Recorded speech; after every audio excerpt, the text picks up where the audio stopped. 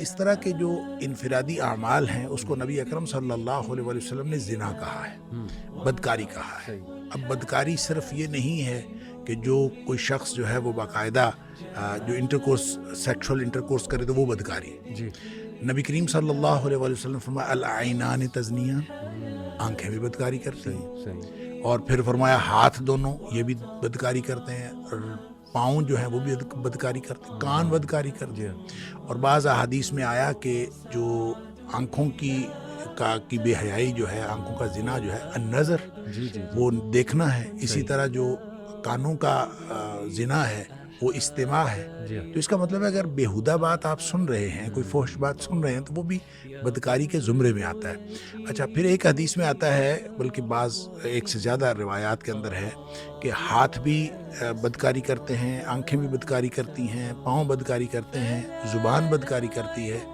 اور اس کے بعد جو شرمگاہ ہے وہ تو اس بدکاری کی تصدیق یا تکذیب کرتی ہے۔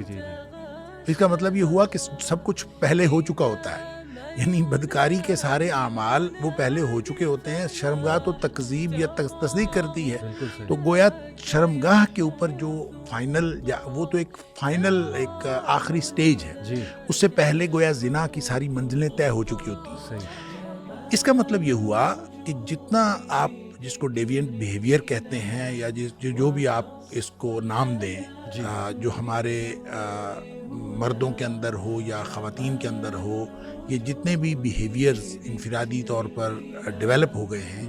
ان کے پیچھے